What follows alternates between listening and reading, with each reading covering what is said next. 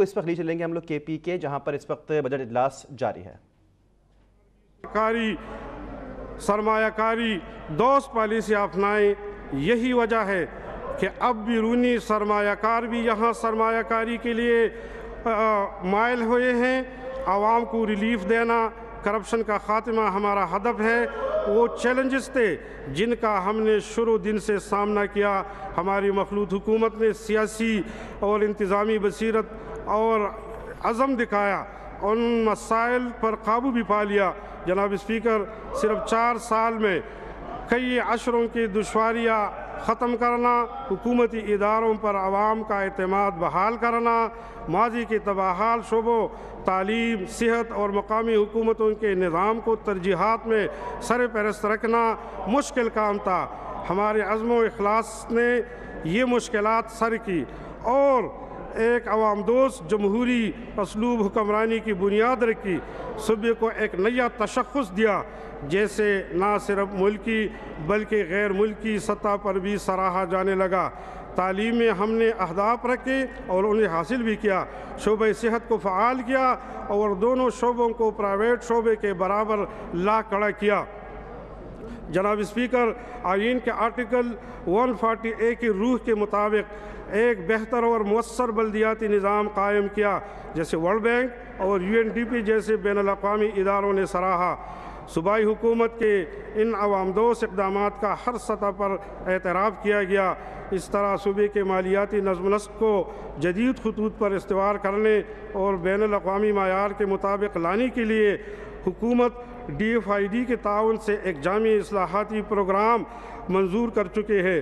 جناب اسپیکر، ہماری حکومت روز اول سے انسانی وسائل کی ترقی اور ان کے استعداد کار میں اضافے کے لیے سرگرم عمل ہے۔ ہم نے سرکاری ملازمین کی مراعات میں اضافہ اس سوچ کے ساتھ کیا کہ وہ زیادہ مؤثر طریقے سے اپنی صلاحیتیں عوام کی خدمت میں صرف کریں۔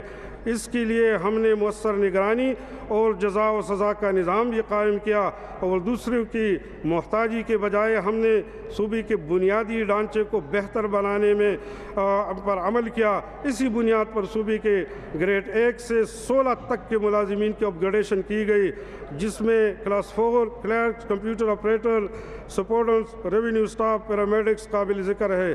ہماری یہ کوشش ہے کہ NTS کے ذریعے بھرتی ہونے والے اساتذہ کی regularisation, village council secretaries, stenographer, sub engineers, محکمہ پولیس، ایکسائز اینڈ ایریگیشن کے سٹاف اور محکمہ تعلیم کے مینجمنٹ کیڈر کے اپ گریڈیشن کے علاوہ اساتذہ کو ٹائم سکیل بھی دیا جائے۔ مزید برآں Pakistan administrative service, provincial civil service اور پروونشل مینجمنٹ سروس کو ایگزیکٹو الاؤنس دینے کے لیے بھی حکومت کوشاں ہیں۔ تاہم میں معزز ایوان کو یہ بھی بتانا چاہتا ہوں کہ تنخواہ اور پینشن کی مد میں ہر سال صوبے کے خزانے پر بوجھ پڑتا جا رہا ہے اور اگر اس سلسلے میں بروقت اقدامات نہ کی گئی تو یہ اخراجات قابو سے باہر ہو سکتے ہیں۔ جناب اسپیکر، ہم نے صوبے کو اپنے پاؤں پر کھڑا کرنے کا ایک کل وقتی چیلنج قبول کیا ہے، جس کے لیے قلیل المدتی، وسط المدتی اور طویل المدتی منصوبہ بندی نہ صرف ناگزیر ہیں بلکہ عوام کو اس کے لیے تیار کرنا بھی بہت ضروری ہے۔ جناب سراج الحق صاحب نے بطور سینئر وزیر خزانہ صوبے کے حقوق کے لیے زبردست جدوجہد کی، جس کے نتیجے میں بجلی کے خالص منافع کی مد میں 110 ارب روپے جاری ہوئے، لیکن یہ رقم اس کے بعد آنے والی حکومت کے دور میں صوبے کو ملی۔ بعد میں آنے والی حکومت نے اس پر اکتفا کیا اور اس مد میں کوئی مزید اضافی رقم مرکز سے حاصل نہ کر سکی اور پن بجلی منافع 6 ارب پر ہی منجمد رہا۔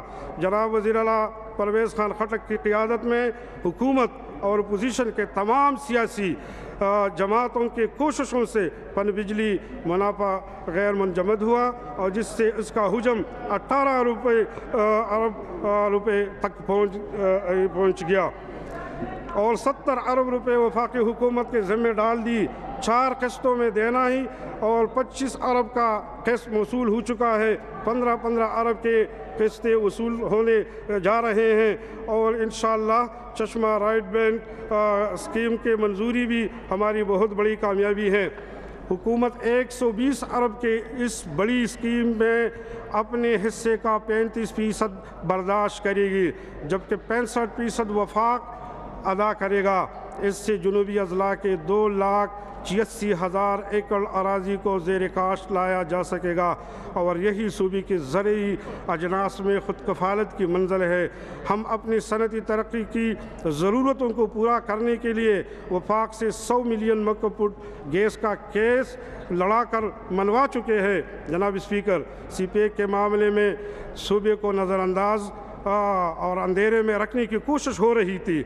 सूबे को इसके समरात से महरूम रखने की मनसूबाबंदी तकरीबन मुकम्मल थी, लेकिन सूबाई हुकूमत ने भरपूर जद्दोजहद की और मगरबी रोड को सीपेक का हिस्सा बनाया और अज खुद Khyber Pakhtunkhwa China economic plan के तहत सूबे के लिए सनती जोन समेत गिलगित से चतराल, दीरता, चकदर्रा का मुतबादिल रूट मुतारिफ कराया, जिनसे मोटरवे के ज़रिए कोहाट को मिलाने के मनसूबे को विफाक से मंजूर कराया। पेशावर से DI खान तक रेलवे लाइन की PSDP से मंजूरी। और आपने देखा इस वक्त सूबाई वज़ीर ख़ज़ाना मुज़फ़्फ़र सईद बजट पेश कर रहे थे। उन्होंने बजट इस्लाहात और उसके बाद कारकर्दगी के हवाले से बात की।